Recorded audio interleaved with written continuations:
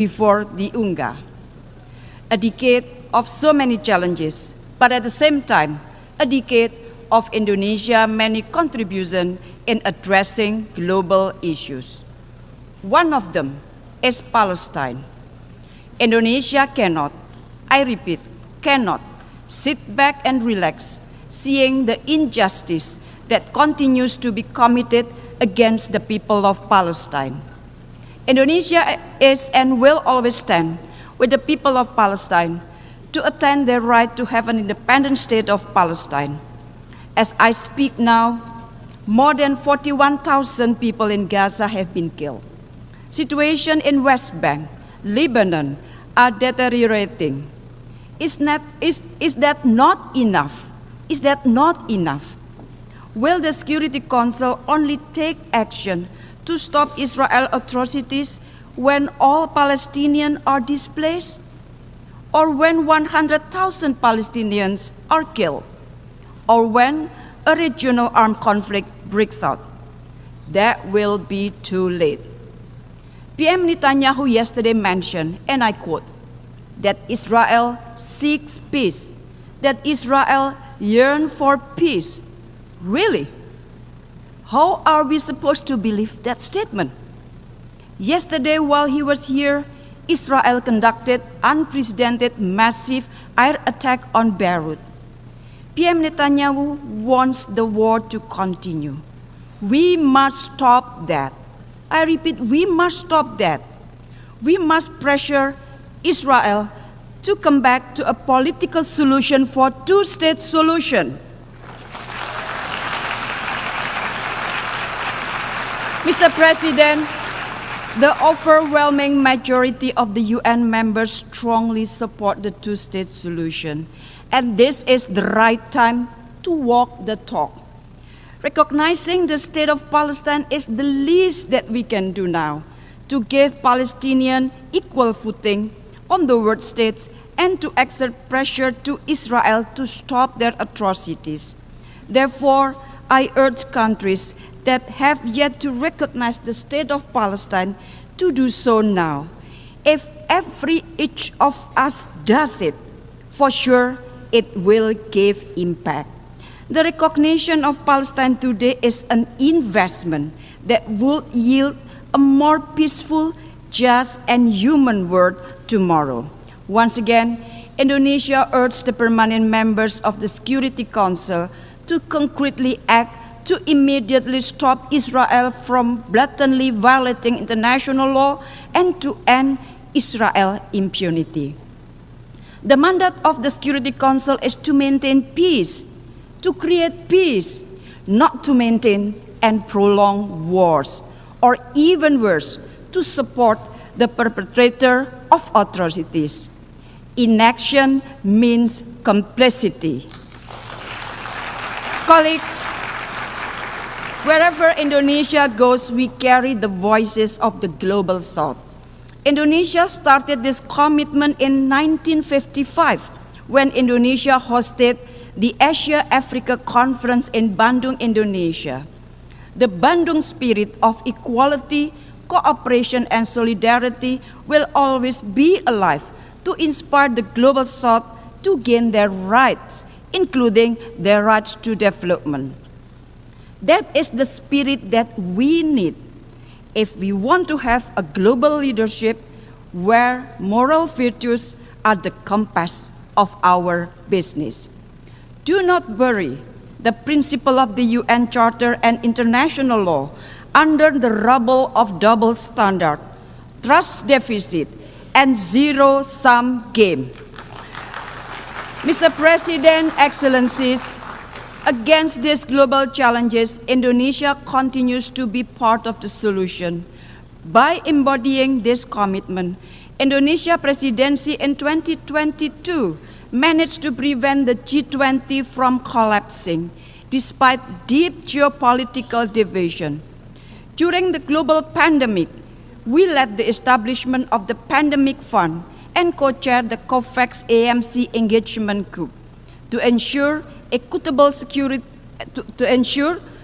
equitable access to vaccine and financial resources, and to safeguard health security for all, especially for the Global South. As a member of the Human Rights Council, Indonesia continuously calls for inclusive partnership in addressing global human rights issues. And amidst regional rivalries, Indonesia pioneered the ASEAN outlook on the Indo-Pacific as a framework for concrete and inclusive cooperation. To embrace, not to contain. We have demonstrated that global leadership will never be attained through force, domination, and fear. Global leadership should be about guiding collective action by listening, empowering the collaboration, and instilling hope. This is what I say, leadership without hegemony. Mr. President, Excellencies, to attain this vision, we must focus on three key priorities. First, advancing peace through inclusive leadership. Multilateral system should be reformed. The UNSC must be an inclusive space for peace, where a wider range of voices can be heard, and timely decisions can be taken for our collective good. Without peace, our effort to attain global goals such as the SDGs will remain a dream without reality. Indonesia is committed to contribute to global peace by being one of the largest troops contributing countries in UN peacekeeping mission and remain firm in our proactive role to counter terrorism. We also strive to ensure that peace we are promoting will be inclusive by advancing the Women, Peace and Security agenda, contributing to women empowerment, including pursuing equal access to education to women and girls in Afghanistan. Investing in women is investing in peace. Empowering women is empowering prosperity for all. Second, ensure a resilient future for shared prosperity. Indonesia believes in a future where all nations thrive no matter how big or small. But the global pandemic and impact of climate change has shown us all that to prosper together, we must work together. Therefore, the implementation of the Pact for the Future is important to accelerate the achievement of the SDGs and scale up partnership and sustainable development even beyond 2030. At the same time, geopolitical tensions have also significantly impacted global supply chain, affected the development trajectory of the Global South, many of whom remain unable to freely exercise their right to development. In this context, Indonesia has taken proactive steps. Earlier this month, Indonesia held the second Indonesia-Africa Forum to enhance cooperation in international supply chains and connectivity and build collaboration in preparing for the future challenges. Indonesia also hosted the 10th World Water Forum, I repeat, the 10th World Water Forum this year. We believe that water is a crucial element for shared prosperity. And third, building bridges to foster global collaboration. Colleagues, a winner takes all, and take it or leave it mentality should no longer exist when collaboration is the only antidote in addressing the global challenges of today. For Indonesia, a world where the only option is us versus them will only result in the word of us or them. Global solidarity and collective responsibility is the essence of the Bandung spirit, and this spirit guided us through our G20 presidency in 2022, chairmanship of ASEAN in 2023, and continuous effort to voice the aspiration of the Global South. Indonesia envisioned a world where nations collaborate together to address shared challenges, uphold international law, and protect human rights and dignity of all people. In Southeast Asia, ASEAN with 650 million people has proven that diversity can coexist with stability, peace, and prosperity.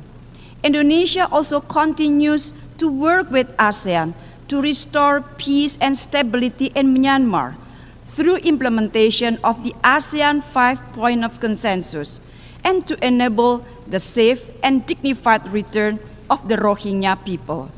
Beyond ASEAN, we also continue to deepen our engagement to the Pacific region to become part and parcel of an inclusive and peaceful Indo-Pacific architecture based on the principle of solidarity, equality, and mutual respect. Mr. President, colleagues, peace, justice, and humanity will always be at the core of Indonesia's foreign policy. Indonesia understands that the global leadership is not something that inherited, nor does it fall from the sky. It must be earned through our collective efforts.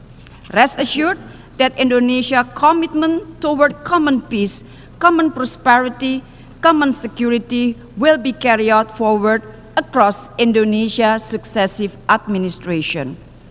It is in this spirit that I'm proud to announce Indonesia's candidature for a non-permanent seat of the United Nations Security Council for 2029-2030. This candidature reflects our deep commitment to contributing toward global peace and security. So, colleagues, let us work together to build a legacy of peace for our future generation. I thank you very, very much.